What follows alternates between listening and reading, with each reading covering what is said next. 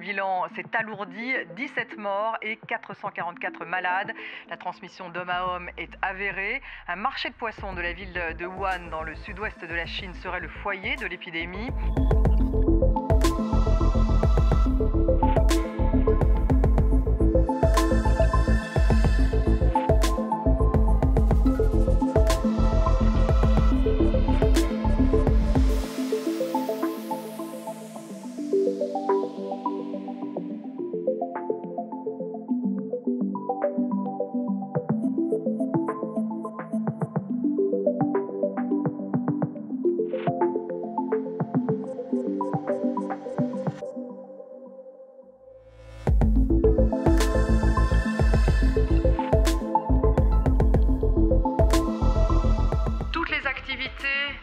Récréatives, qu'elles soient récréatives donc, sportives, culturelles, folkloriques, peu importe leur taille ou leur nature, qu'elles soient de manière publique ou privée, sont annulées.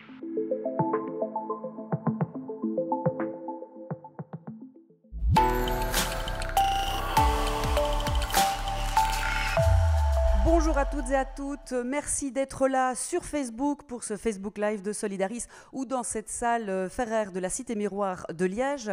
Avec nous aujourd'hui, on avait voulu, après maintenant 2 ans, plus de 2 ans de ce déclenchement de la pandémie liée au Covid, tirer les enseignements de ce que nous avons vécu, de ce que nous vivons encore pour certains et dresser un diagnostic de la crise Covid, de sa gestion, de ses conséquences, de nos modes de gouvernance. Pour débattre avec nous de tout cela ce soir, je suis ravie d'avoir sur ce plateau et d'accueillir Adélaïde Charlier. Bonjour Adélaïde. Bonjour, bonsoir. On ne vous présente plus, ainsi que Marius Gilbert. Bonjour Marius. Bonjour. Et Jean-Pascal Labille. Bonjour Jean-Pascal. Bonjour, bonsoir. Avant de vous donner la parole à tous les trois, mais aussi à vous, public, Facebook ou en présentiel ici dans cette salle, vous pourrez réagir tout au long de ce Facebook Live, évidemment. Notez sur Facebook, envoyez vos questions, nous les reprendrons, nous les redistribuerons donc, et nous y répondrons en fin de Facebook Live. N'hésitez pas à réagir. Mais avant Alors, sur papier, voilà, tout à fait, sur papier et sur Facebook. Merci à vous. On va commencer d'abord à reprendre les 2 études dont nous allons parler ce soir. La première étude, c'est celle qui est livrée annuellement par Solidaris, qui s'appelle le thermomètre, une initiative lancée en 2012 qui en est déjà à sa 14e édition. Jean-Pascal Labille, en quelques mots, c'est quoi ce thermomètre ?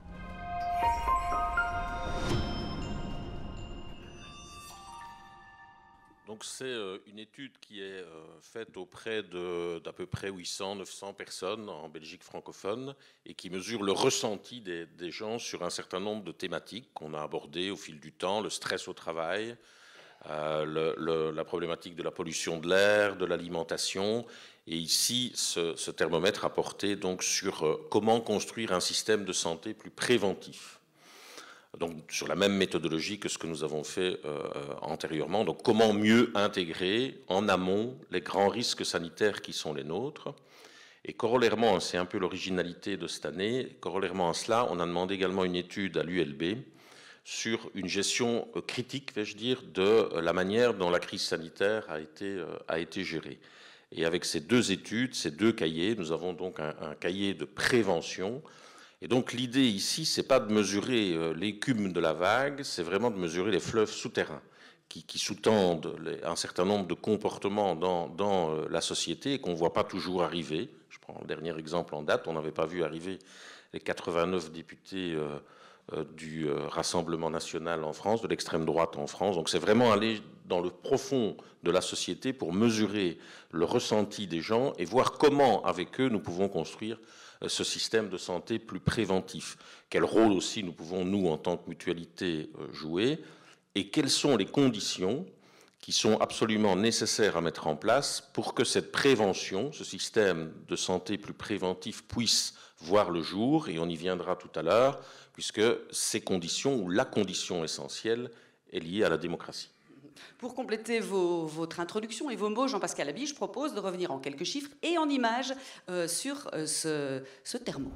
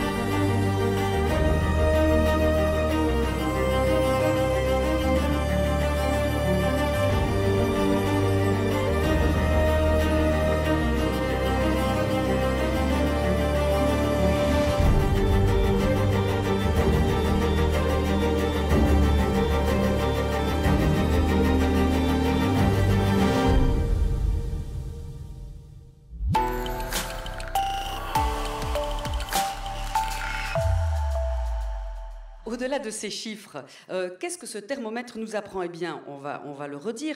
Le Covid a provoqué une déflagration dans nos vies, bien évidemment, et nous a forcé à réfléchir au sens de notre propre vie, à la société dans laquelle on voudrait vivre, et que tout peut s'effondrer du jour au lendemain.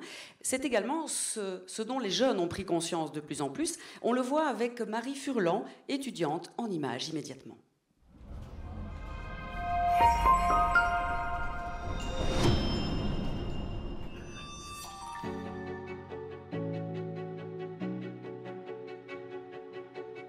C'était difficile, du coup, de se retrouver enfermé, de perdre les contacts sociaux. Mais je pense, globalement, j'ai pas trop à me plaindre parce que j'avais accès à la campagne, les espaces verts, et je pense que ça a pu être beaucoup plus difficile pour d'autres personnes. Les gens ont pris conscience pendant le Covid, je dirais, de la nécessité peut-être de se rapprocher, de consommer local, de dépendre moins. Cette crise nous a montré qu'il était nécessaire de dépendre moins des commerces extérieurs, notamment les problèmes avec les masques, etc. Mais après, je ne sais pas, maintenant qu'on est revenus tous à notre réalité, si ça perdure encore, cette prise de conscience, je ne sais pas. Sur le coup, je ne me rendais pas compte parce que je voyais le Covid comme une pause dans nos vies stressées, bouleversées. Mais après, avec le recul, ouais, je me dis que ouais, j'étais pas bien. Je pense que c'est aussi le cas de beaucoup de jeunes de mon âge, de se rendre compte après, ah ouais, en fait, non, on n'était pas très bien. Après 2 ans, cette bonne volonté qu'on a eue pendant le Covid, elle s'est un peu dissipée parce qu'on est, je pense, super heureux d'être revenu à notre vie d'avant. J'ai l'impression qu'on doit se faire aider de la part de notre décideur pour changer, justement. Il faut voir plus large que son choix individuel, en vrai. Aussi, l'aspect économique, c'est pas facile non plus parce que moi, je suis par exemple étudiante et je viens un milieu économique où on peut, je sais pas, je peux me permettre de bien manger, mais encore, même en étant étudiante, c'est pas facile et je vais quand même au moins cher. C'est pas forcément le plus simple pour ma santé non plus, mais c'est ce que j'ai en tant qu'étudiante, quoi. Et, donc, je pense qu'il faut aider aussi certains citoyens et je suis pas dans une classe défavorisée. Je me considère dans une classe moyenne et donc je pense qu'il y a beaucoup de personnes qui n'ont même pas les moyens de se payer une alimentation de qualité et faire ses choix, quoi. Je sais pas si j'ai peur, mais ouais, je pense que là, en fait, moi, je suis un peu pas d'accord avec le fait qu'on dit aux citoyens « Ah si tu veux changer les choses, il faut manger bio ». Parce que c'est un peu nous culpabiliser alors qu'on ne fait pas les choix, c'est pas nous qui faisons les choix. Et moi, je pense que c'est vraiment à nos décideurs de commencer à prendre des décisions. Et on l'a vu avec le Covid, on sait prendre des décisions qui sont radicales. Donc voilà, je dis pas radicales dans le sens qu'il faut en prendre une, mais je veux dire que ça mérite au moins de poser une réflexion. Parce que quand on entend des rapports du GIEC, il nous reste 3 ans, il n'y a personne qui prend ça sérieux. Bon, d'accord, il nous reste peut-être 10 ans, mais je veux dire, ils prennent de toute façon pas de décision. Et pendant le Covid, on a dû prendre des décisions radicales, quoi, qui ont changé nos vies littéralement. Donc voilà, il y a moyen de bouger, quoi, je pense.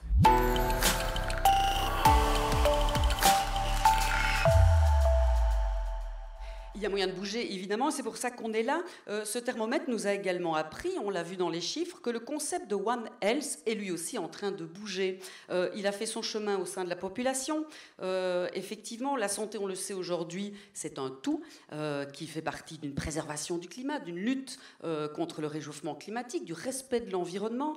Tout est lié dans notre santé. Marius Gilbert et Adélaïde Charlier, évidemment, je me tourne vers vous pour vous demander votre réaction. Vous ne pouvez qu'être d'accord, mais J'aimerais que vous alliez un peu plus loin. Marie-Gilbert, par exemple. Oui, mais donc, moi, ce qui est la plus grande surprise, en fait, dans ce thermomètre, c'est de me rendre compte que ce concept de One Health était si connu, si vous voulez. Parce qu'il faut... Bon, ça fait, en fait, de nombreuses années que moi, ce concept m'est familier, parce que c'est mon objet de travail, si vous voulez. C'est un concept qui a commencé à émerger un petit peu avant la grippe aviaire. Et c'est vraiment la grippe aviaire qui a donné un grand coup d'accélérateur, en tout cas vis-à-vis des maladies infectieuses. Parce que tout d'un coup, on s'est rendu compte qu'on a un risque pandémique d'une maladie infectieuse et que pour rencontrer ce risque pandémique, il fallait s'intéresser à la fois à la santé animale des animaux d'élevage, mais aussi à ce virus qui circulait parmi les oiseaux sauvages pour un risque qui finalement pouvait toucher l'homme. Et que donc finalement les trois composantes, vie sauvage, écosystème, vie, je dirais, domestique et animale et vie humaine, étaient vraiment liées. Et ça a donné un coup d'accélérateur très important à ce concept, mais qui au départ était vraiment un coup d'accélérateur au niveau des institutions internationales, comme l'organisation comme la FAO, comme l'Organisation mondiale de la santé, et puis qui a commencé à percoler, je dirais, à différents niveaux, et qui a percolé assez fort dans le monde académique, dans le monde de la recherche. Et c'est vrai que je pense que pour beaucoup, tout d'un coup, avec la pandémie, ce concept est vraiment venu à l'avant-plan, mais je n'avais pas imaginé qu'il avait pris comme ça, qu'il était une place aussi importante aux côtés de l'enjeu climatique. Et peut-être pour rappeler ce que c'est vraiment cette idée que santé humaine, animale et des écosystèmes sont liés et que essayer de résoudre un des problèmes sans résoudre l'autre, en fait, reporte toujours les problèmes et reporte toujours les choses, et qu'il faut adresser les problèmes de façon systémique. Alors, c'est pas facile, parce que ça touche à la complexité des problèmes, et ça touche à l'interconnexion des problèmes, et que donc, forcément, il faut des changements qui soient de nature systémique, et c'est sans doute pour ça aussi que c'est aussi difficile d'initier ces changements, et c'est là aussi qu'il y a tous les obstacles qui peuvent se mettre devant le déclenchement de ces modifications qui doivent permettre de faire une prévention plus efficace. Adélaïde Charlier, comme le dit Marius Gilbert, donc ce concept de One Health qu'on connaissait peut-être un peu moins avant la pandémie, que maintenant effectivement tout le monde tente d'intégrer. Est-ce que chez les jeunes, lors des mouvements pour le climat, est-ce que vous aviez déjà conscience de ce concept, mouvements pour le climat qui ont été radicalement stoppés malheureusement et qui étaient en bonne voie justement à cause de cette pandémie et de ce confinement? Est-ce qu'aujourd'hui vous reprenez ce concept et que vous le faites encore vivre davantage? Je pense que pour les jeunes qui se sont engagés, on n'utilise pas nécessairement le concept One Health. Je pense que ça a été tout de suite, en tout cas pour certains, soit une évidence, ou à travers, évidemment, grâce aux réseaux sociaux, etc., à une source d'information, on a pu comprendre en fait les liens entre les humains, la biodiversité, notre environnement, tout ce qui nous entoure en fait. Et en fait, pouvoir faire ce lien et réaliser que tout est lié, c'est vraiment quelque chose qu'on retrouve au sein des mouvements des jeunes pour le climat et même de jeunes qui ne sont pas nécessairement engagés. Et je suis super contente évidemment de voir qu'il y a en fait de plus en plus de citoyens qui sont conscients de ces liens, qui sont conscients de l'urgence d'agir et du coup que voilà, faire face à l'urgence climatique, c'est aussi peut-être faire face et enfin nous protéger pour protéger notre santé. Je me dis ok, alors ce qui manque, c'est vraiment les outils entre l'information et l'action et pouvoir offrir ça un maximum aux citoyens, parce qu'en attendant ces chiffres-là, on ne les retrouve pas dans notre vie de tous les jours, sinon on ferait peut-être un peu moins face à une urgence climatique. Jean-Pascal Labie, on l'entend avec Marie Furlan l'a dit, ou Adélaïde Charlier, l'urgence elle est là, et puis les décideurs, il faudrait que vous bougiez un petit peu plus là. C'est ce que les jeunes nous crient. Est-ce qu'il y a vraiment des attentes à l'égard de l'État qui sont énormes ? Il y a énormément d'attentes à l'égard de l'État. C'est pas moins d'État, c'est plus d'État et mieux d'État. Et on veut un État beaucoup plus préventif, beaucoup plus protecteur de la population. C'est ce qui est demandé, c'est les stocks de masques, c'est les mesures. On vient encore de connaître il y a peu de temps des inondations qu'on a connues malheureusement tragiquement il y a à peu près un an ici.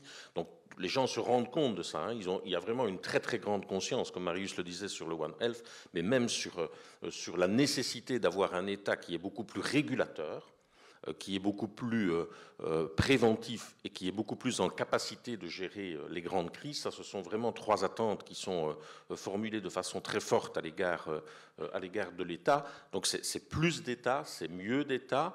Et paradoxalement, les gens se disent, je demande plus d'État, mais en même temps, cet État, il n'est pas capable de suivre ce qu'on lui demande.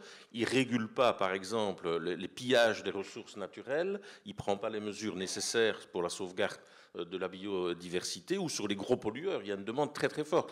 Pratiquement 80% des gens disent on veut des mesures très fortes pour empêcher les grandes industries dévastatrices de la planète de continuer à polluer. Donc cette demande-là, elle est très forte et elle est adressée effectivement aux autorités publiques. Donc ça, c'est vraiment un message extrêmement fort. Donc un État qui n'a pas été suffisamment préventif, pas suffisamment armé, à qui on demande plus d'action dans la gestion du Covid, des inondations aussi, hein, on est en région liégeoise, il faut le rappeler, qui ont été catastrophiques. On va néanmoins voir un témoignage de Nicolas Martin, que vous connaissez, qui est le bourgmestre de Mons. Comment une ville telle Mons a géré cette crise Covid et comment elle peut se positionner dans une lutte plus vaste de réchauffement climatique. En images tout de suite.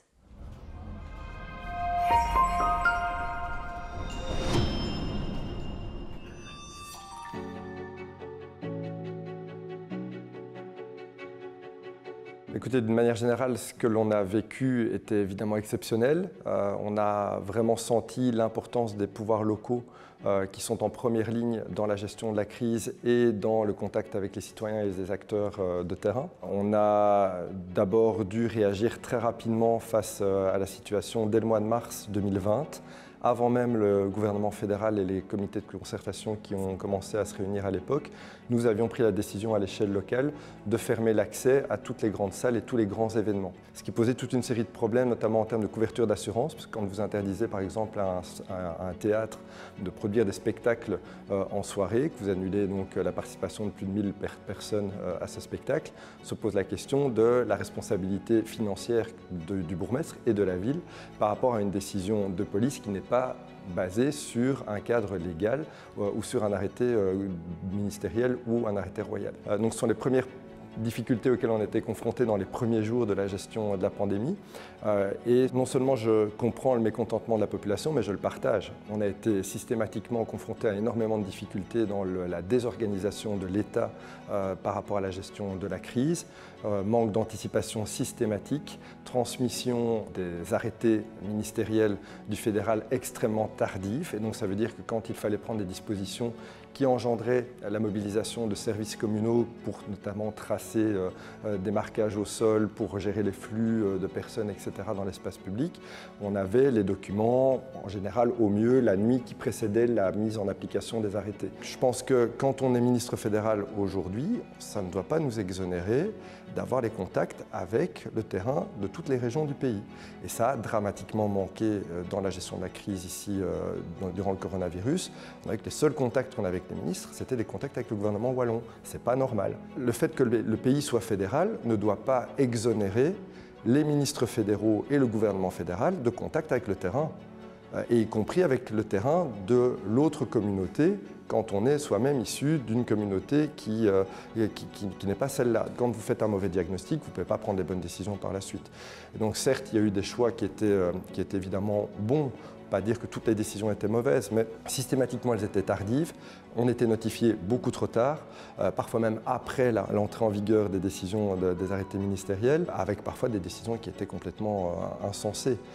Donc c'est compliqué et je pense que si on veut vraiment être efficace, il faut une bonne coordination, une bonne anticipation et c'est ce qui a dramatiquement manqué dans la gestion de cette crise, en tout cas à l'échelon fédéral. On va être exposé à nouveau à l'avenir à des gestions de crise, quelles qu'elles soient liées à des situations climatiques, sanitaires, économiques ou sociales même. Et donc je pense qu'il faut que l'État, dans sa globalité, tire les leçons de l'expérience qu'on a vécue avec le coronavirus. Je pense que le modèle du comité de concertation était un modèle qui avait des vertus, qui était intéressant parce qu'il fédérait et il associait l'ensemble des niveaux de pouvoir, en tout cas gouvernementaux. Mais il faut veiller à ce que, aussi dans la communication, l'aspect politique liées à l'association de tout le monde, politique au sens politicien du terme, ne viennent pas ternir la crédibilité de la décision finale. C'est globalement ce qu'on a ressenti à bien des égards dans le processus décisionnel du Covid ici en Belgique.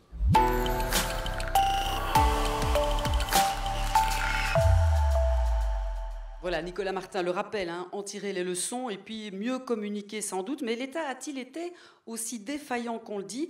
C'est l'objet de la deuxième étude que nous avons demandée à l'ULB aux deux chercheuses, Fanny Sbaraglia et, que je ne me trompe pas, Camille Fortunier. Elles ont analysé en 3 temps cette crise Covid. Le premier temps concerne les failles. On retrouve Fanny Sbaraglia en images.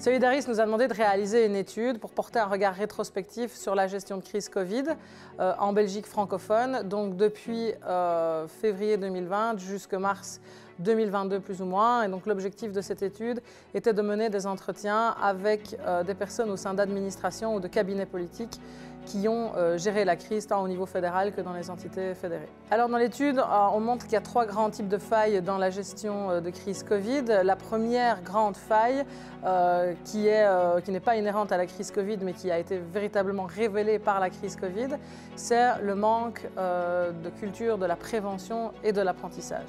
Qu'est-ce qu'on entend culture de la prévention? C'est des outils administratifs ou des processus qui peuvent, à un moment donné, à un moment de gestion de crise, s'activer de manière plus ou moins rapide pour intégrer et gérer une crise. Ici, par exemple, le RAG, donc le Risk Assessment Group, ou le RMG, le Risk Management Group, sont 2 outils de prévention du risque sanitaire en Belgique. Et en février 2020, on leur a posé énormément de questions, des questions liées au Covid lui-même, à la maladie, à l'impact que cette maladie pouvait avoir, à des questions logistiques comme la disponibilité des masques et des mesures de prévention à mettre en place. Et ces organes ont littéralement été absorbés et vraiment noyés par le flot de questions, à tel point que finalement on a décrété le confinement parce que différents organes administratifs n'étaient plus capables de gérer ce type de risque. La deuxième faille, c'est le manque de coordination entre les niveaux de pouvoir, c'est-à-dire qu'il vient d'y avoir la 6e réforme de l'État et on a vu dans les entretiens que les compétences ne sont pas encore digérées complètement par les entités fédérées, ce qui a nécessité énormément de négociations pour gérer la crise Covid tout en absorbant en même temps la décentralisation des compétences. On a remarqué aussi qu'il y a, en tout cas au tout début de la crise, un très fort fédéralisme hiérarchique, c'est-à-dire que le fédéral a décidé dans des compétences plutôt liées aux entités fédérées, et donc que c'est cette verticalité qui a permis de gérer la crise dans un premier temps et que progressivement les entités fédérées ont cherché à reprendre le contrôle, si je puis dire ça comme ça, de leurs compétences. Le troisième enseignement, c'est le manque de gestion des données, c'est-à-dire que beaucoup d'associations ou d'administrations, voire même de cabinets politiques, ont en leur main toute une série de données liées à des publics spécifiques ou à des problématiques spécifiques, mais ces différentes données ne sont pas mises en commun et ne sont pas coordonnées. Donc on ne peut pas les comparer et on ne peut pas les utiliser dans une période de gestion de crise, tout simplement parce qu'elles ne sont pas disponibles directement pour être utilisées par les pouvoirs politiques ou administratifs.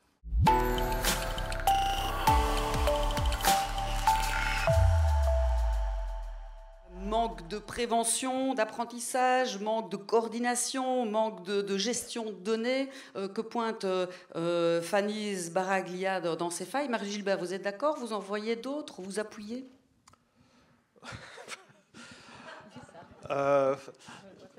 Non, je t'ai plus, la cour est pleine.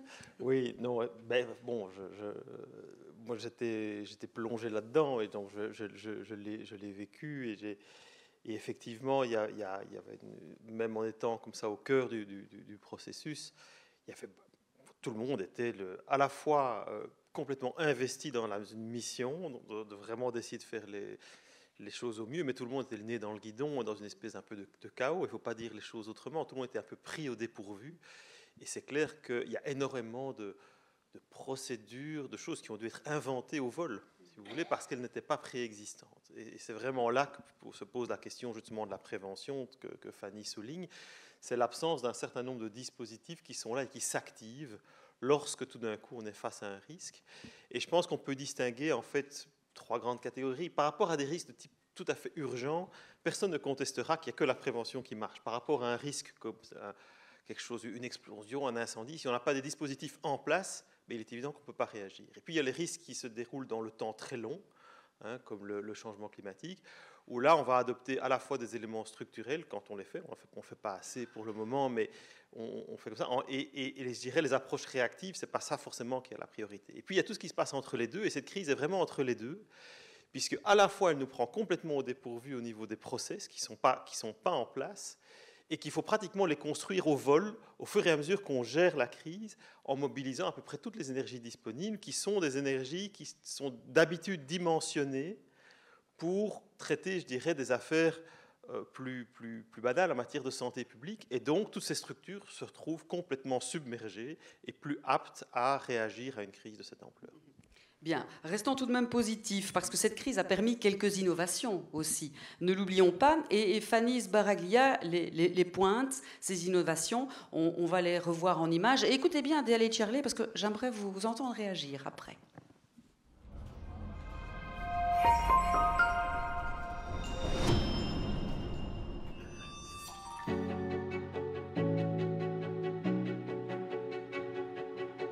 Dans l'étude qu'on a menée, a révélé donc 3 grandes failles et aussi certaines formes d'innovation. Alors innovation est un grand mot. Ici, c'est plus que des innovations, c'est plutôt l'étude a montré que les administrations ou les cabinets politiques ont cherché en permanence à trouver des solutions de gestion de crise là où elles n'étaient pas prévues.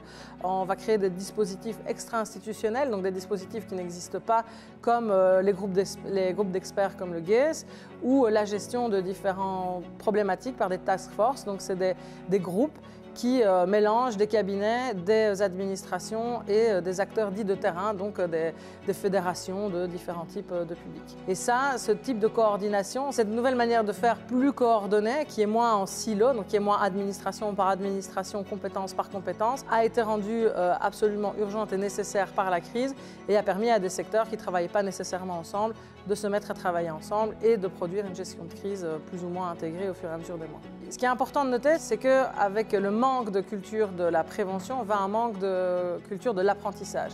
C'est-à-dire que toutes ces innovations ou ces nouvelles manières de faire nées dans la crise sont progressivement en train de se perdre parce que les organisations, que ce soit des administrations ou des associations, ont constamment, c'est ce qu'elles disent, le nez dans le guidon et en fait elles ne prennent pas le temps de recul nécessaire pour se dire tiens, là on a créé quelque chose qui fonctionne très très bien, on devrait le pérenniser. Non, il y a plutôt un retour aux manières de faire d'avant-crise, ce qui est terriblement dommage parce que des secteurs se sont mis à communiquer et à travailler ensemble et ces apprentissages se perdent par manque de temps ou par manque de personnes qui peut aider à intégrer ces apprentissages au sein des organismes. Je pense que le travail des task force, donc par exemple la task force masque, est un exemple de coordination parce qu'il y avait là différents types d'acteurs avec différents chapeaux, administration, casquettes, avec des opérateurs plutôt de terrain et que cette coordination a permis de solutionner toute une série de problèmes. Et ça, c'est vraiment, ce type de coordination est relativement positif. Je dis relativement dans le sens où ça aurait pu être prévu avant, mais à partir du moment où ça devient une manière de faire qui fonctionne dans un moment de gestion de crise, alors on peut considérer que c'est quelque chose de positif et qui a en tout cas été positif dans la gestion de crise.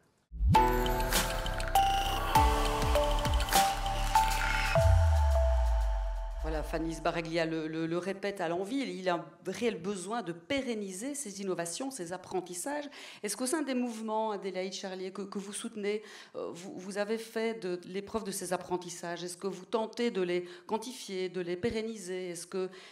Et finalement, est-ce qu'on a appris de cette crise également dans vos mouvements? Alors, je ne sais pas si c'est le rôle d'un mouvement de jeunes qui sortent des écoles pour aller dans les rues, pour ramener l'attention autour de l'urgence climatique, de quantifier tout ça. Mais ce qui est quand même important à voir, c'est que voilà, face à la crise sanitaire, on a mis en place ces différents mécanismes, entre autres l'importance de la coopération, mais tout de suite on les a perdus après une crise. Et puis, il faut aussi voir aussi la différence entre une crise sanitaire qui était ici vraiment sur un court terme. OK, on pouvait vite mettre des actions et savoir qu'elles allaient durer que quelques mois. Ici, on parle vraiment dans le long terme. On parle d'un changement de société qui va se faire à un niveau systémique et de manière très profonde. Il n'y a pas question en fait de revenir en arrière. On ne peut pas se dire on fait face à l'urgence climatique. En 2050, quand on sera neutre en climat, ok, on peut revenir à comme on était en 2000. Sinon, ça ne va pas le faire. Et du coup, il y a un changement qui est beaucoup plus profond qui doit se dérouler. Et c'est là qu'on a besoin de voir des réels mécanismes qui sont en fait qui vont tenir sur la durée et du coup une nouvelle manière en fait même de coopérer à un niveau politique. Et donc ça, c'est tout ce qu'on doit pouvoir construire aujourd'hui.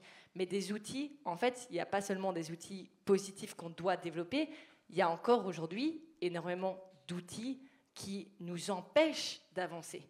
Et entre autres, ce matin, il y a 5 jeunes européens, en allemand, en belge, entre autres, une grecque et en français et en suisse, qui ont porté plainte à un niveau de la Cour européenne des droits de l'homme pour atteinte à leur santé, contre leur état, parce que, et plus précisément à cause de la TCE. Alors je ne sais pas si vous savez ce que c'est le TCE, c'est le traité de la charte énergétique, qui est en fait un traité qui défend les compagnies pétrolières et gazières, et de gaz, qui en fait peuvent utiliser cet outil. En fait, le TCE, c'est un outil juridique. Ils peuvent utiliser cet outil pour pour mettre en justice des États qui refuseraient qu'ils aillent chercher leurs ressources naturelles, leur gaz et leur pétrole. Donc, en gros, qu'ils aillent exploiter ces ressources. Donc, en fait, c'est un outil juridique qui ne nous permet pas d'avancer. Et donc, aujourd'hui, on doit aussi non seulement regarder les outils qu'on doit développer, mais aussi tous ceux qui nous empêchent d'avancer, et on doit pouvoir déconstruire cela. Fanny le disait, c'est pas évident quand on a le nez dans le guidon, et vous les jeunes en ce moment, en plus en plein examen, j'imagine, il y a beaucoup de pain sur la planche, mais vous avez la fougue de la jeunesse et l'envie d'agir, évidemment. Agir, et puis alors il faut quantifier les conclusions, les recommandations, c'est ce que Fanny et Camille Fortunier ont fait dans cette étude. On va le voir et puis on en parle avec vous, Jean-Pascal, juste après en images.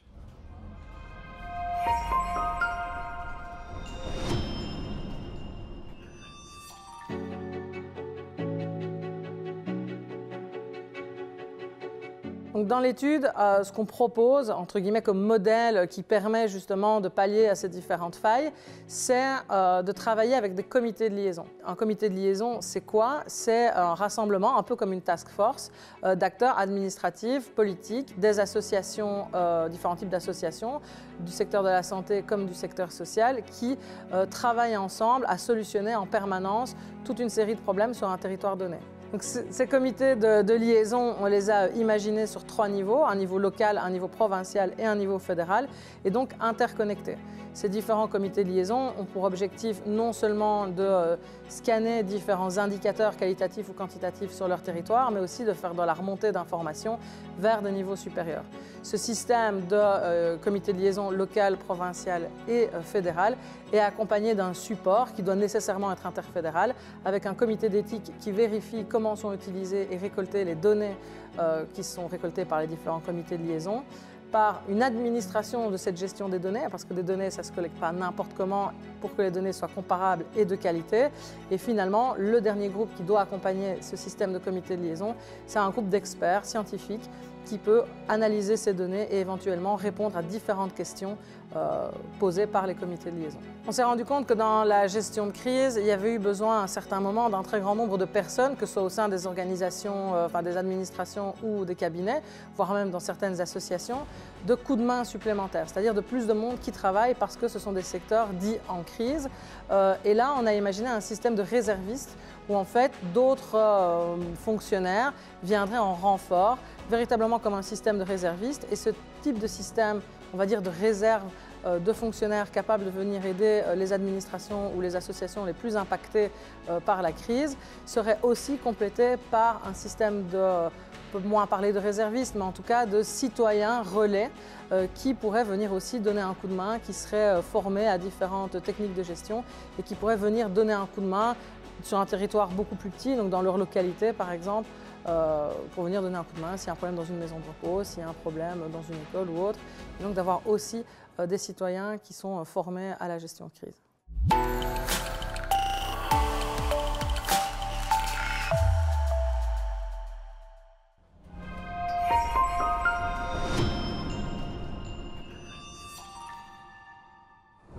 Avec ces deux études, thermomètre et études de l'ULB, Jean-Pascal Laby, on est vraiment dans des recommandations très concrètes. On est au-delà des constats, là. Il faut agir maintenant. Oui, il faut agir et l'objectif au travers de ces deux études, ce n'était pas de venir avec un catalogue de mesures. Parce que justement, un des échecs importants de la manière dont les choses se sont passées, c'est la verticalité. Et c'est qui n'a pas été comprise et admise d'ailleurs par les gens. Donc il faut beaucoup plus d'horizontalité aujourd'hui et donc d'intégration des individus à la recherche de ces solutions, que ce soit des individus d'ailleurs ou des structures. C'est par exemple ce qui vient d'être lancé en Wallonie au travers des assises de la première ligne, où on a consulté très largement l'ensemble des structures qui sont de première ligne, qui ont un rôle essentiel à jouer en matière de prévention. Donc ça, c'est une méthode évidemment extrêmement intéressante dans la mesure où elle associe les acteurs à la racine, je veux dire, au début du processus pour rechercher des solutions. Ça, c'est un premier élément. Et cet élément amène à beaucoup plus de démocratie aujourd'hui. Et il y a deux types de démocratie qui sont essentiels dans cela. C'est la démocratie narrative, c'est-à-dire écouter les gens se raconter dans leur vécu, dans leurs problèmes. Si on écoute aujourd'hui les gens qui ont été victimes d'inondations dans la vallée de la Vesdre, et ce qui a été fait, il y a quand même un décalage, on doit le reconnaître aujourd'hui. Donc construire des solutions avec les gens. Et l'autre type de démocratie, c'est la démocratie participative, c'est-à-dire faire participer les gens avec des experts à la recherche de ces solutions. Et ainsi passer d'un système qui est beaucoup trop aujourd'hui curatif vers un système préventif, c'est-à-dire qui agit en amont, qui intègre les problèmes en amont. Et bien sûr, et je voudrais terminer par là, parce que c'est un élément essentiel, c'est la lutte contre les inégalités sociales. On n'a pas tous été logés à la même enseigne par rapport à ce qui est arrivé, que ce soit au travers de la crise sanitaire ou au travers des inondations d'ailleurs. Et donc, il est clair ici que les inégalités sociales ont explosé et singulièrement ont encore accru le fossé entre ceux qui sont plus nantis et ceux qui sont déjà défavorisés. Donc c'est un élément aussi dans la construction d'un système de santé plus préventif et dans un nouveau mode de démocratie qui doit éviter évidemment ces inégalités sociales. Vous le disiez précédemment, hein, c'est pas moins d'État, c'est plus d'État, justement. Un État qui lutte contre ces inégalités, comme le martèle Christine Mailly, hein, secrétaire générale du réseau wallon de lutte contre la pauvreté. Et on va l'entendre, pour elle, en matière d'inégalité, la plus criante et la pire, c'est en matière de santé que ça se passe. On la retrouve en interview et en images.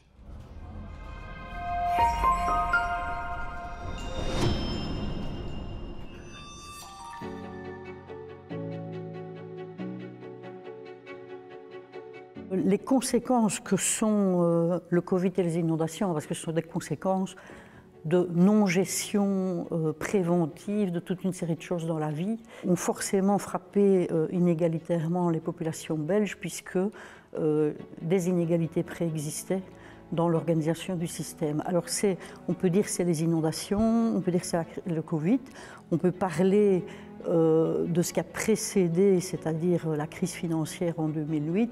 On peut ajouter l'inflation aujourd'hui, on peut ajouter le problème énergétique, on peut ajouter les conséquences de la guerre en Ukraine. Le cumul de tout ça, en fait, produit des inégalités massives. Toutes les inégalités sont graves dans la société, mais les inégalités en matière de santé sont les pires. Pourquoi ? Parce que sans la santé, on ne peut pas mener une existence paisible. Or, la santé, c'est un tout. Pourquoi ? Parce que la santé, c'est une conséquence des autres conditions, des autres droits auxquels on a accès ou pas dans cette société. On ne doit pas parler de santé au moment où on va chercher un médicament, on va à la visite médicale, on va chez le médecin. La santé, ça commence par avoir un logement décent. Quand on doit aller acheter de l'alimentation bon marché, parce que c'est pas possible de boucler le mois, ça peut pas aller. Quand on est stressé tout le temps parce qu'il faut reporter des factures d'un mois à l'autre, ça peut pas aller. Les gens sont dans un état de dépression larvée en permanence quand ils sont dans la pauvreté. Et donc pour arriver à une santé décente, il n'y a rien à faire. Il faut que les gens reconquièrent un pouvoir de vivre.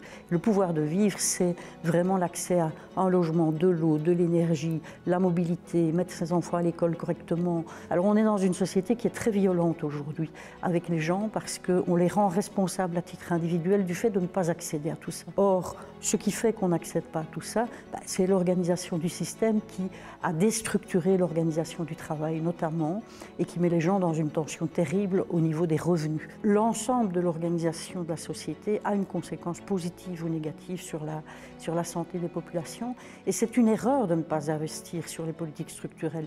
On le sait, il y a une étude européenne par exemple qui dit 3 € investis dans le logement, c'est 2 € gagnés en santé.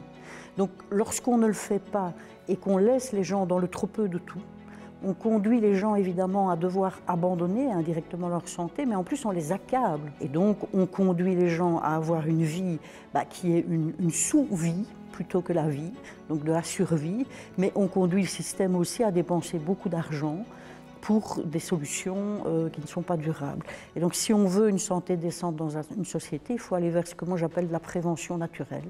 Et cette prévention naturelle, c'est décider d'investir dans le pouvoir de vivre pour un droit à l'aisance, et ça conduira à une meilleure santé individuelle et collective de la société. Et je pense qu'on est dans un moment crucial, un tournant, on ne peut plus fermer les yeux sur le fait qu'il faut lier tous les enjeux climatiques, environnementaux, de biodiversité à la justice sociale. L'un ne se réglera pas sans l'autre. Et en liant ces éléments les uns aux autres, on peut agir sur tous ces déterminants de la santé, sur le logement, sur la qualité alimentaire, etc. Et ça veut dire agir globalement sur la santé de façon la plus préventive possible.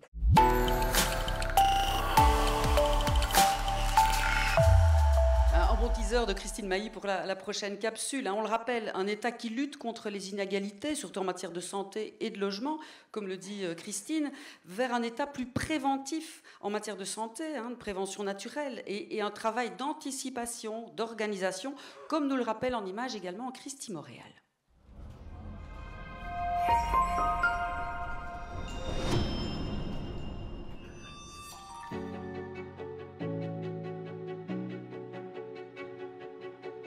Alors d'abord, on a été dans une crise sans précédent avec sa rapidité, son intensité, son incertitude et aussi sa durée, qui a nécessité une mobilisation incroyable et une adaptation des travailleurs du secteur du soin de santé, mais aussi des citoyens et du législateur qui ont dû trouver des dispositifs totalement improbables pour pouvoir réagir en ne suivant pas le virus, mais en essayant de le rattraper au fur et à mesure, et donc en mobilisant aussi tous les acteurs entre eux, puisque l'organisation de la première ligne est un des enjeux centraux pour pouvoir avoir une meilleure prise en charge. Et donc ça veut dire qu'on doit aussi pouvoir travailler dans l'anticipation à la suite.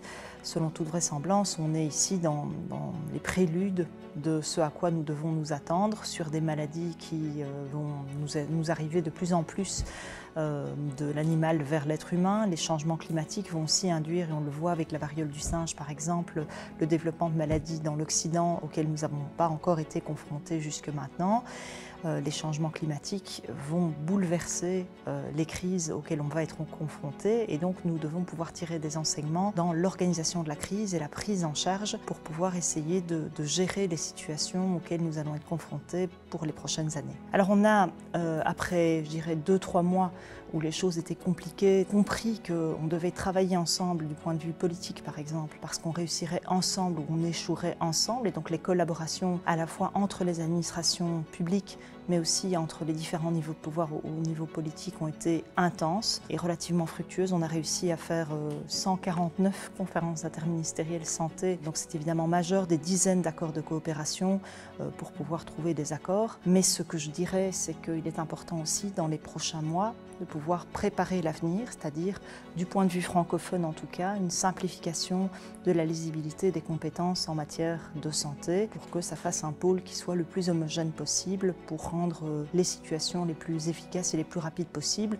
même si la communauté française a été particulièrement compréhensive au sens où elle nous a confié la majeure partie des compétences qui étaient les leurs à la région, mais néanmoins, je crois qu'on doit se préparer pour après 2024. Et on a souvent dit que la santé, c'était la base de tout, mais on s'est rendu compte à quel point c'était le cas, puisqu'elle a paralysé le secteur économique, elle a bloqué quelque part le mode de fonctionnement de la société en général. Ma vision, elle est beaucoup plus large. La santé, la prévention est un enjeu majeur. La prévention, par exemple, de l'alimentation, qui aura aussi des impacts sur les gens, et la prévention en matière climatique sont deux enjeux majeurs, mais vraiment cruciaux et vitaux pour l'avenir de notre civilisation. Donc je dirais que de ce point de vue-là, on doit pouvoir avoir un système qui soit résilient, organisé. On a soutenu à l'issue de la crise beaucoup le secteur du soin en essayant de le revaloriser financièrement, mais aussi dans son organisation. On travaille par exemple aux assises de la première ligne à Proxy Santé, qui va déboucher sur des modifications de législation qui vont structurellement pouvoir organiser les choses pour pouvoir faciliter la prise en charge des crises. Mais la prévention, qui a parfois été boudée en termes d'investissement, est une des clés aussi de la suite des opérations pour les années à venir.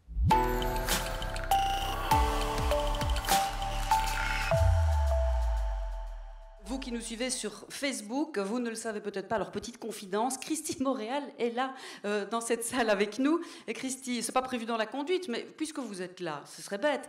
Est-ce que vous ne diriez pas un petit mot? Est-ce que vous avez quelque chose à ajouter? Est-ce que vous avez été complète? Est-ce que vous avez repensé à quelque chose? Vous nous dites... Venez près de moi. Hop, allez, pas prévu, on se déplace. Est-ce que le micro peut? Voilà, vous avez un micro. Venez près de moi, comme ça on est toutes les deux. La santé, c'est tout. Moi, j'aime beaucoup cette phrase. La santé, c'est tout, Christy. Oui, c'est un peu spontané, mais voilà, je pense que c'est aussi ce que ça en a tiré. C'est-à-dire que j'ai parfois le sentiment, quand j'ai entendu l'étude de l'Université libre de Bruxelles, que c'était très à charge, en fait, des autorités publiques. Et ce qu'on oublie, c'est le fait que cette crise a été totalement inattendue, et que ce soit les scientifiques, que ce soit les citoyens, les mutuelles, les services de santé. Ça a été compliqué d'abord de pouvoir définir comment il fallait agir et comment mobiliser les choses. Mais ce qu'on doit en retenir surtout, c'est comment on se prépare rapidement à pouvoir affronter de nouvelles crises, parce que les crises auxquelles on va être confronté, comme je l'ai dit, sont...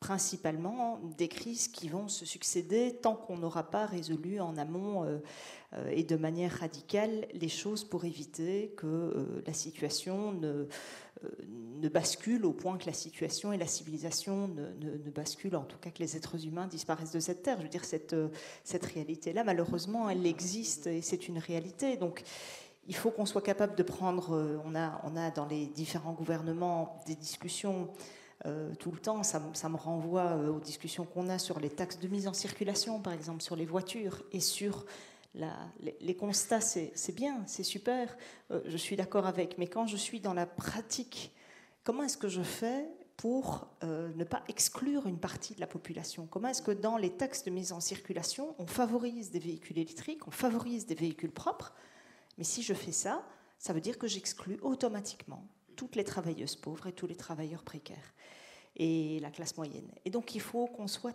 C'est tout le temps ce choix qui est compliqué entre à la fois l'urgence climatique et le fait qu'on a besoin que les gens vivent dans les prochaines... Hier, il y avait 80 000 personnes dans les rues qui disaient il y a un problème de pouvoir d'achat et on a un problème de survie tout le temps. Et ce grand écart qu'on doit faire en trouvant les solutions qui sont les meilleures, nous traverse dans les différentes formations politiques de manière un peu différente. Voilà ce que ça me renvoie. Très bien. Donc c'est à la prochaine crise qu'on pourra juger et venir vous retrouver en disant vous avez proposé des conclusions? Non, je rigole.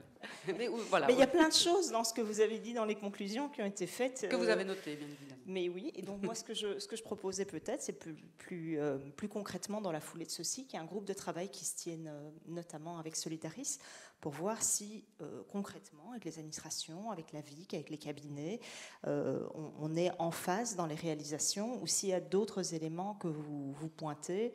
Comme ça, on poursuit le travail au-delà de cette grande messe. On ne dit pas ça chez Solidaris, mais vous voyez ce que je veux dire.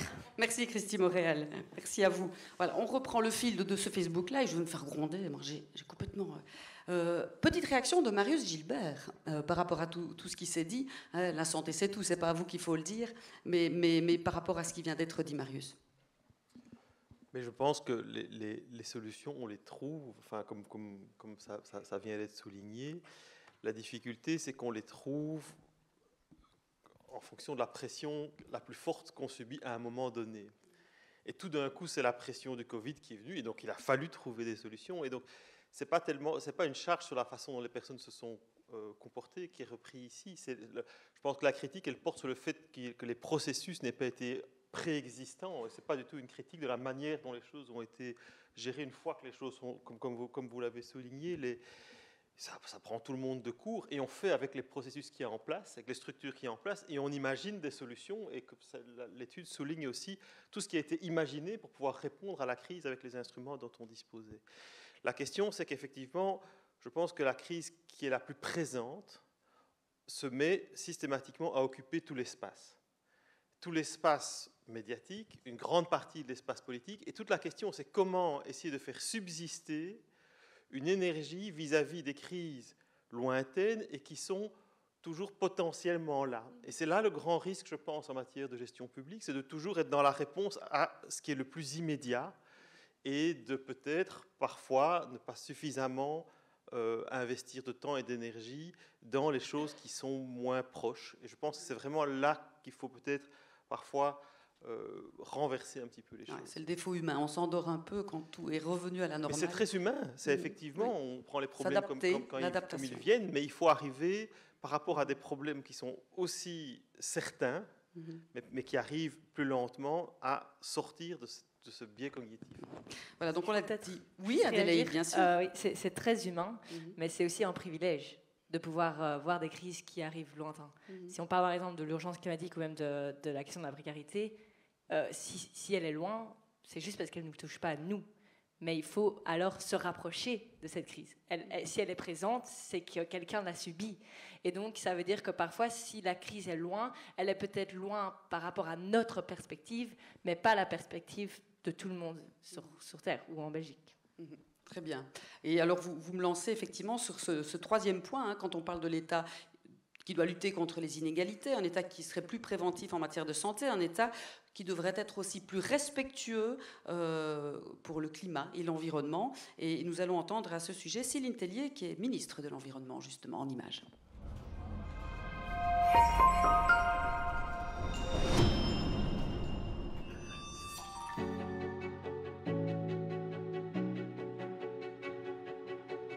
J'ai l'impression qu'on n'arrête pas de dire qu'on est en crise tout le temps. On a vécu effectivement le Covid, on espère en sortir petit à petit, mais ce n'est pas encore tout à fait gagné. Et puis en Wallonie, on a vécu aussi des inondations très très importantes.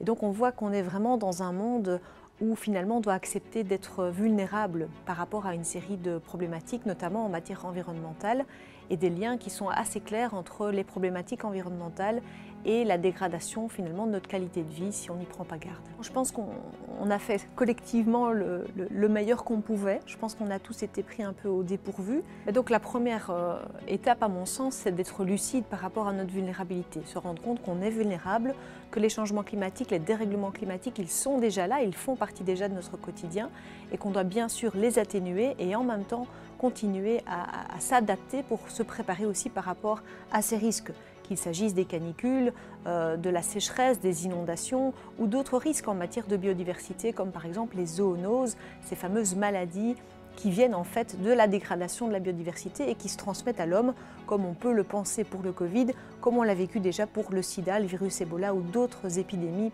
au niveau mondial. Et j'ai envie de dire qu'on peut s'inspirer de quelqu'un, si j'ose dire, qui a une fameuse expérience en la matière, c'est finalement notre planète, puisqu'on a là un exemple de 4,5 milliards d'années de recherche et développement. Aucune entreprise au monde ne peut se targuer d'une telle expérience, donc utilisons aussi notre connaissance des processus naturels, comment la nature fonctionne, pour, au lieu de la dompter, de vouloir à tout prix la dominer, on puisse au contraire faire alliance avec elle, s'inspirer des solutions qui sont présentées. Il en existe de nombreuses en matière de dérèglement climatique, par exemple, de prévention des risques d'inondation, la création de zones d'immersion temporaire, la reméandration des cours d'eau, travailler sur une forêt plus résiliente, ce sont tous des projets sur lesquels nous travaillons. et qui sont vraiment inspirés de la nature pour voir finalement comment celle-ci, elle s'adapte aussi aux évolutions qui la concernent. Et je pense qu'il nous faut surtout un discours d'espoir, un discours d'action, un discours de solution pour développer des propositions. Au niveau du gouvernement, on multiplie vraiment les actions en matière de biodiversité par exemple, pour restaurer cette biodiversité. Et je pense que c'est vraiment important aussi pour les personnes qui n'ont plus d'espoir, qu'elles puissent prendre action par rapport à ces enjeux. Moi, je les invite vraiment à nous rejoindre dans ces différents projets très concrets, notamment la plantation d'arbres et de haies, qui sont des choses accessibles à tout un chacun. Même si on habite en appartement, on peut participer à des projets de plantation. Ça fait partie aussi des solutions par rapport à cette biodiversité.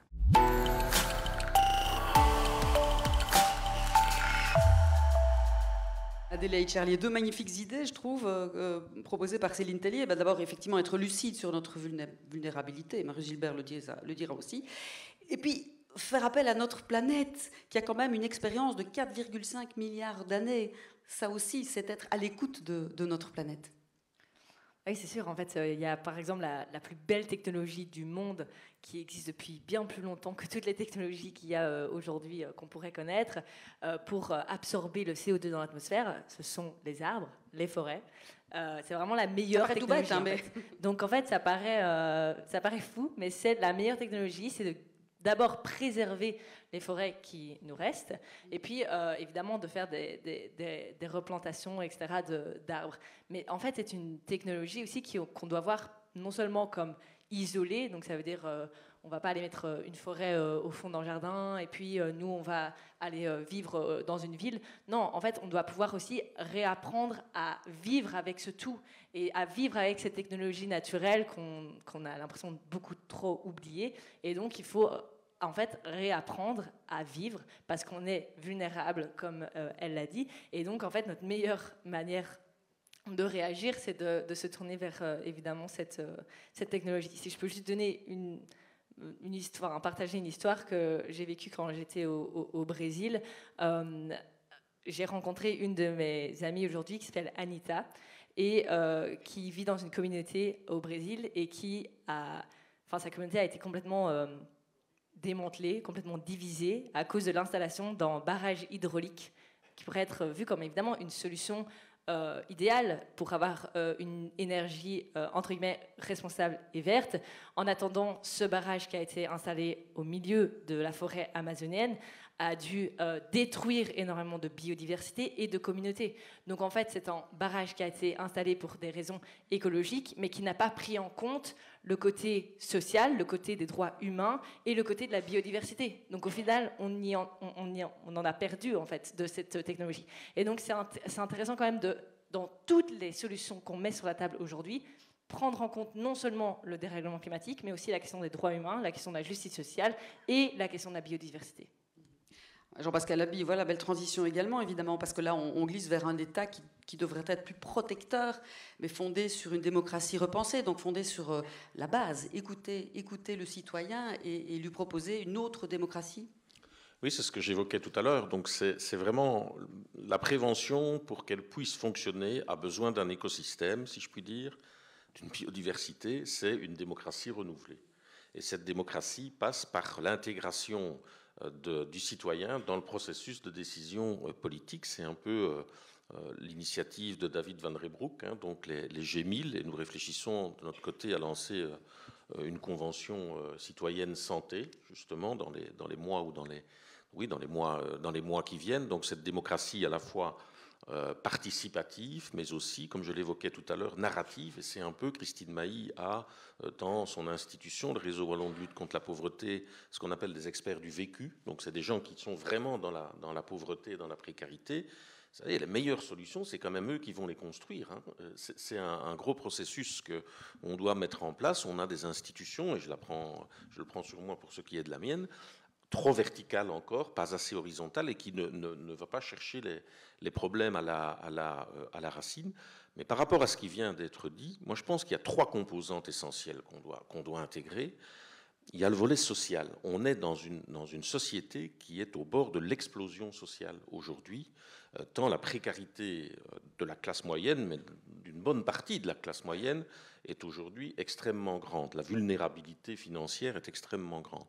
On est dans un énorme problème environnemental, Ça, c'est très clair, et on ne doit jamais opposer l'un à l'autre, avec les difficultés évoquées par Christy Montréal tout à l'heure. Mais il y a un troisième aspect que je veux évoquer, et Philippe Hensmans, qui est là, le sait très bien, c'est le volet démocratique. Moi, je suis particulièrement inquiet aujourd'hui sur l'état de la démocratie. Cette tentation qu'ont certains dirigeants aujourd'hui, Jupiter pas très loin d'ici, qui vient de se prendre une belle claque dimanche, et je ne sais pas comment la France va se relever de cela, mais cette tentation à avoir un peu de l'autoritarisme comme cela, ça ne marche plus aujourd'hui. On doit avoir beaucoup plus d'horizontalité. Et donc, pour que cette prévention puisse être mise en place, il faut renouveler aujourd'hui la démocratie, et on ne la renouvellera qu'avec son écosystème, c'est-à-dire ses citoyens. Il n'y a pas d'autre manière que de la renouveler en les insérant beaucoup plus et en les entourant d'experts pour ce qui est de la science, parce qu'on a aujourd'hui un rapport très compliqué à la science. Parfois, d'aucuns considèrent la science comme étant quelque chose qu'on peut mettre un peu sur le côté, qui n'a plus sa vérité telle qu'elle l'avait auparavant. Donc, il y a un énorme travail à faire sur les aspects démocratiques aujourd'hui. Vous parlez de citoyens, Jean-Pascal Laby, et ça tombe bien parce que la question qui revient le plus souvent et qu'on vient de me donner sur Facebook, dans ce Facebook Live, c'est justement cette question, et je la pose aux trois. Les citoyens sont-ils prêts à se projeter dans le long terme alors qu'ils sont guidés trop souvent par l'immédiateté dans leur relation aux autres et aux choses? Marius Gilbert. Mais je pense que justement ce que le thermomètre nous apprend, c'est que oui, mais ça doit se construire dans une forme de partenariat, je dirais, entre l'État et le citoyen. Et c'est là qu'on mesure toute l'importance de la confiance. C'est-à-dire qu'il y a vraiment un besoin pour les citoyens d'avoir une confiance très forte dans le fait que ce qui va être proposé comme mesure soit proportionné, adapté et efficace par rapport aux enjeux. Et c'est vrai que je pense qu'un des problèmes auxquels fait référence Jean-Pascal ici, c'est qu'il y a cette espèce de tension entre, d'une part, un ressenti que pour affronter les problèmes, il faut des mesures assez fortes qui soient de nature un peu disruptive, et que notre démocratie actuelle, en fait, n'arrive pas à activer des choses qui soient un peu disruptives. Et donc, la tentation, c'est quoi? C'est se tourner vers des extrêmes qui, eux, viennent avec des solutions simples et disruptives et qui deviennent, en fait, des obstacles à la démocratie et peuvent, comme ça, décomposer une forme de tissu social et collectif. Donc, c'est ça toute la difficulté, c'est de construire cette espèce de relation de confiance. Et je pense que la démocratie participative est un des instruments pour y arriver, mais que si cet écosystème-là est en place, si ces conditions-là sont en place, on peut arriver à des mesures beaucoup plus fortes et plus efficaces, mais qui doivent venir des deux pôles. Et c'est vraiment ça qu'il faut construire, je pense. Adélaïde Charlier, est-ce que le citoyen est prêt à se projeter? On veut bien trier nos déchets, mais on veut quand même prendre un avion low cost pour aller un week-end là où on pourrait aller en train, par exemple. Oui, je pense que si on regarde juste l'enquête que vous avez réalisée, on voit que les citoyens, en tout cas, ils sont conscients, selon l'enquête. Ils ont envie d'agir, mais il faut pouvoir leur proposer le choix. Comme l'étudiante l'a dit au début de cette conférence, en fait, ce n'est pas un choix aujourd'hui de prendre, par exemple, en avion low cost ou le train. Quand on regarde la différence de prix, ce n'est pas un choix. Ce n'est pas un choix pour tous les citoyens, en tout cas. Et donc, offrir ce choix, que ce soit dans le secteur de l'alimentation, des transports, etc., en fait, c'est la priorité, pour moi, de l'État. De pouvoir offrir ce choix à tous les citoyens. Et pour ça, on fait face, du coup, aussi à la question de la précarité. Il faut absolument que ça soit accessible à tous. Aujourd'hui, ce n'est pas ce qu'on décide. Encore à un niveau européen récemment, on vient de voter la politique agricole commune et on a investi majoritairement le budget européen dans l'agriculture intensive. Et donc ça, ce n'est pas soutenir nos agriculteurs du coin qui essayent de transitionner. Même la plupart des agriculteurs ici en Belgique sont bloqués et n'arrivent pas à réellement transitionner. Mais oui, parce qu'à un niveau européen, on ne les soutient pas. Et donc si on ne soutient pas cette transition, ensuite, les agriculteurs, par exemple, ne peuvent pas offrir des solutions, et en tout cas abordables à tous, et du coup, les citoyens n'ont pas cette possibilité de transitionner. Donc, même s'il a l'envie de le faire, le citoyen n'a pas le choix de le faire aujourd'hui, et je pense que ça, c'est la plus grande problématique auquel on fait face aujourd'hui.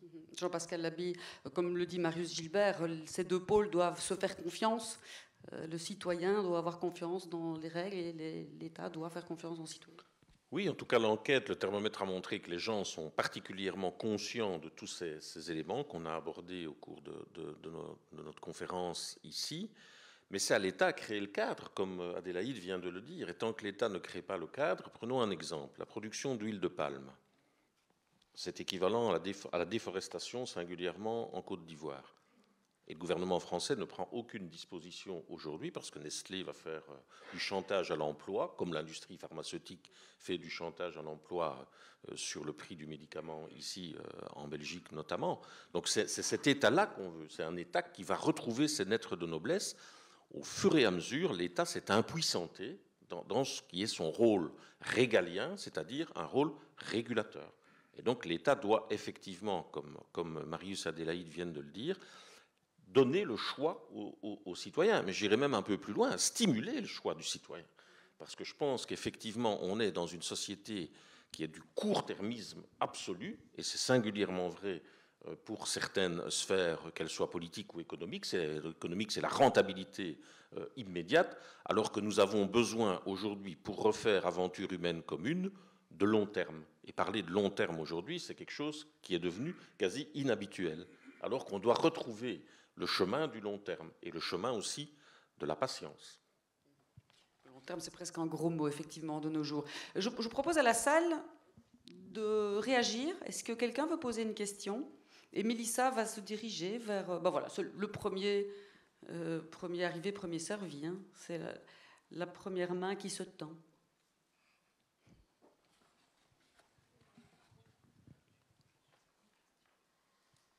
Bonsoir et bonsoir à tous. Moi, j'aurais une question ici par rapport aux 2 ans de Covid.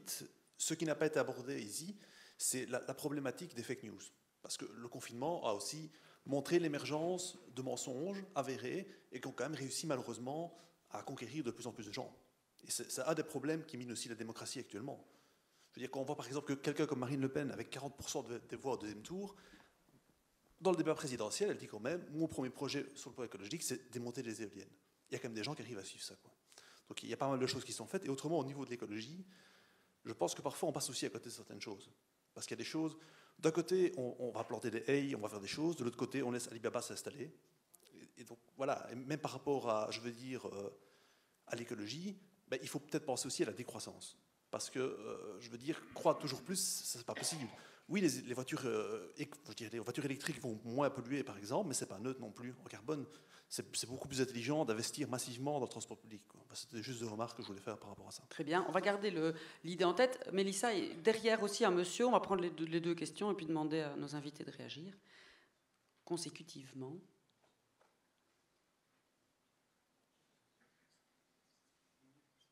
Et bonsoir, j'avais plusieurs questions, parce que donc, Adélaïde ici disait pour le TCE. Plusieurs, mais rapides alors. Oui, pour les 5 personnes qui sont allées, je vais dire, contre le TCE.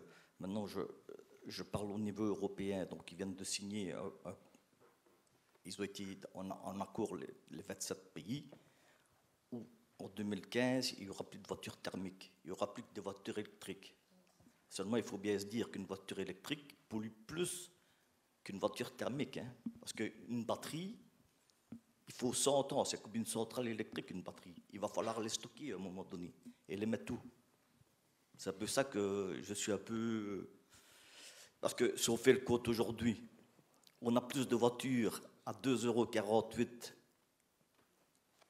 le litre, et quand on était sous le Covid, à 1,30 €, il n'y avait pas beaucoup de voitures. Et aujourd'hui, on se rend compte qu'il y a plus de voitures à 2,48 €, alors que les gens souffrent au niveau social, et on retrouve beaucoup de voitures. Est-ce que toutes les questions sont dans la première, ou c'est juste la première, celle-là? Mais non, ça c'est la première. Alors je voulais poser une question. Je voulais poser une autre question à M. Gilbert ici, parce que moi j'ai eu le Covid aussi, donc 2 fois. Mais ce que je ne trouve pas normal, c'est qu'à un moment donné, on a détruit des millions de doses de vaccins, parce que bon, ils venaient à date de péremption, qu'on aurait pu donner à certains pays pour faire bénéficier certains pays qui n'avaient pas d'argent. Et alors moi, ce que je voulais poser aussi comme question... Et ce sera la dernière. Et ce sera la dernière. Au niveau, pendant la crise, quel était votre ressenti? Parce qu'il y a certains pays d'Europe, pour ne pas les citer, ils ont écouté les virologues. Donc c'était eux qui avaient la main. Donc à un moment donné, c'est eux qui décidaient. Donc vous, à un moment donné, quel était votre ressenti? Gilbert, rapidement. Je réponds à tout en une fois. Oui. Allez hop, on fait le package. Bon, d'abord, en fait, quand on regarde les pays européens, il n'y a pas eu tellement de différences aussi importantes. En fait, la plupart des pays qui sont dans des conditions assez proches ont appliqué grosso modo les mêmes recettes. Il n'y avait pas une solution miracle que tout d'un coup un pays aurait trouvé et que les autres n'auraient pas trouvé. Et ça passe toujours par des mesures d'isolement, des différentes formes d'interdiction, des confinements. En l'absence de vaccin, il n'y avait pas grand-chose d'autre à faire. Et puis, il y a eu tout le déploiement des campagnes vaccinales qui s'est fait à des rythmes différents selon les pays. Je réponds très rapidement sur la question des doses, des trucs. Je ne connais pas les motivations, les raisons qui ont amené à cette situation. Mais peut-être sur la question des fake news, parce que ça, je pense que on peut la lier justement à la question de l'enjeu démocratique et aussi à la place de la science. Donc, c'est vrai qu'on a parlé énormément des fake news dans le cadre de la crise Covid, mais ce n'est pas nouveau. Avant, il y a toujours tout le climato-scepticisme qui s'appuie aussi sur tout un corpus comme ça de désinformation scientifique. Et c'est une vraie difficulté à la fois pour les scientifiques et pour la démocratie d'essayer de défendre une forme de vérité et d'éviter une espèce de relativisme absolu qui viennent toujours s'opposer à toute forme d'action parce qu'on trouvera toujours une étude qui. Et donc la science n'est pas le relativisme absolu. La science permet de prendre des décisions en fonction d'un état des connaissances, un état des connaissances qui évolue, mais ce n'est pas un relativisme absolu. Et ça, c'est vraiment important de communiquer là-dessus. Et il n'y a pas d'autre solution que de continuer à promouvoir l'éducation, la diffusion des savoirs, que les scientifiques s'engagent là-dedans, s'engagent sur les réseaux sociaux, parlent avec les jeunes. Il n'y a pas d'autre solution. C'est ce que vous prônez depuis le début je pense que c'est la seule meilleure prévention qu'on peut faire de notre côté l'information et par la bonne. rapport à ça. Adélaïde, une petite réaction par rapport à effectivement la remarque de monsieur. Oui, c'est vrai que donc là, la semaine dernière, le Parlement européen, enfin au niveau européen, ils ont décidé de en finir entre guillemets avec les voitures thermiques, mais aussi hybrides pour 2035. C'est un changement énorme. La réaction des mouvements climat principal sur cette nouvelle loi, ça va être en fait que ce qu'on doit prôner en priorité, c'est la sobriété énergétique avant de juste imaginer qu'une technologie pourra sauver la manière dont on va pouvoir se transporter, etc. Et donc aujourd'hui, en fait, comme je suis d'accord avec le premier monsieur qui est intervenu, il faut beaucoup plus investir dans, entre autres, les transports commun, etc., avant de continuer cette idéologie de l'individualiste à travers les voitures, qu'elles soient électriques ou non. Ce qui est juste important aussi comme danger à juste essayer de voir dans tout ce qui est la nouvelle technologie qui pourra nous sauver face à l'urgence climatique, c'est qu'en fait, derrière, il y a peut-être un nouveau problème qui va arriver. Ce sont les matériaux rares qu'on doit bien aller chercher quelque part. C'est aussi une ressource naturelle. Aujourd'hui, on parle du grand combat contre les énergies fossiles. Ne tombons pas dans 10 ou 20 ans dans le combat contre les matériaux rares. Parce qu'alors, on aura le même mouvement que vous avez climat dans les rues, juste pour exactement la même raison, c'est-à-dire que les ressources de la planète sont limitées et on doit accepter cela et vivre avec. Merci Adélaïde. Avant de conclure avec un chouette micro-trottoir pour redonner quand même effectivement un peu d'espoir aussi à tout cela, Jean-Pascal Labie, finalement, face à tous ces enjeux, les mutualités, parlons-en et concluons là-dessus évidemment, sont plus que jamais importantes, ont plus que jamais leur place dans nos sociétés.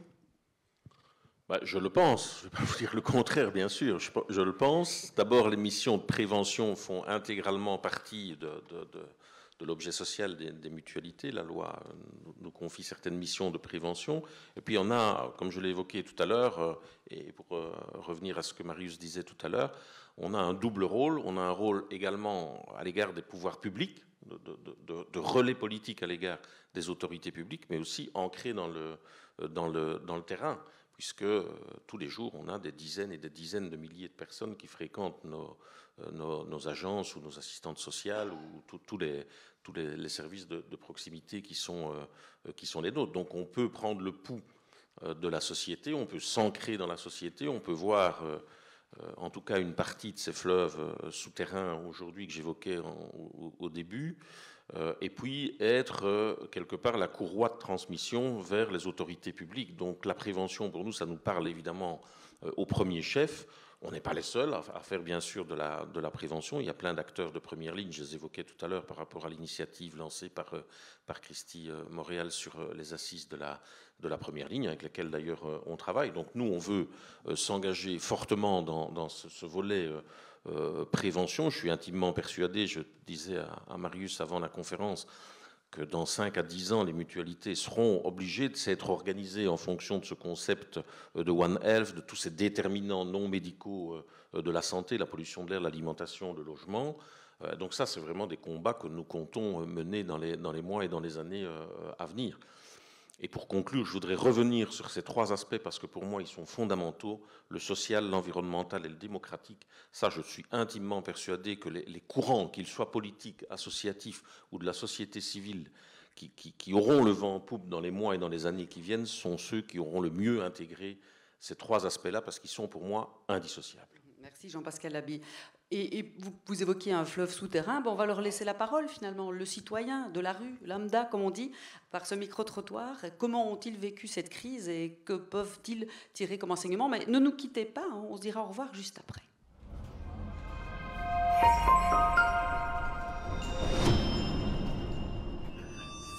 Deux ans après l'apparition du Covid, c'est quoi votre ressenti? Comment vous avez vécu ça? Ça a été très long. Très compliqué et on est content du retour de la normale. Je l'ai vécu déjà difficilement parce que j'ai eu le Covid sévère, j'ai des séquelles. Alors moi à l'université, je l'ai vécu un petit peu particulièrement difficile au niveau de l'isolement vis-à-vis de mes camarades de classe. Et par la suite, tout ce qui est les crises, c'est très difficile, pour surtout une famille avec un enfant handicapé et une compagne qui a aussi un handicap.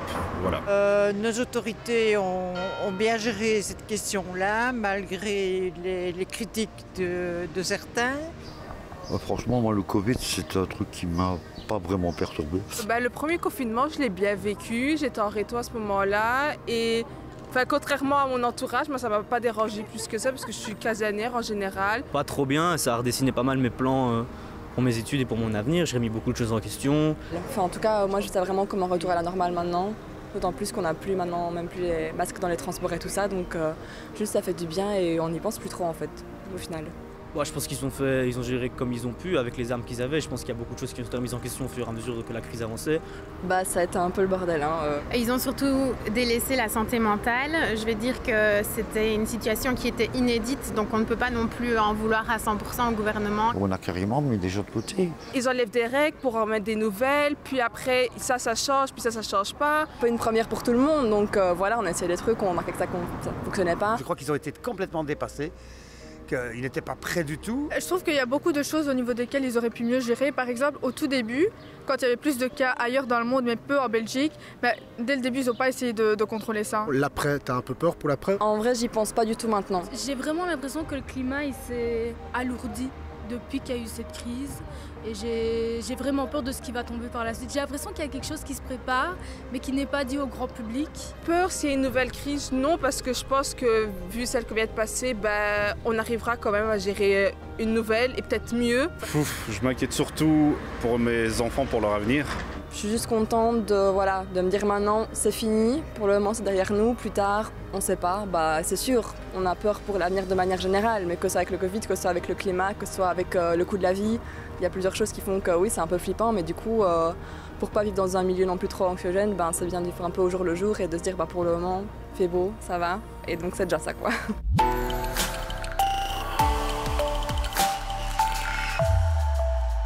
Voilà, ce Facebook Live se termine. Merci à toutes les équipes qui ont permis sa mise en œuvre et merci surtout à vous qui avez choisi de nous suivre. À très bientôt pour un autre Facebook Live et un autre rendez-vous. Merci.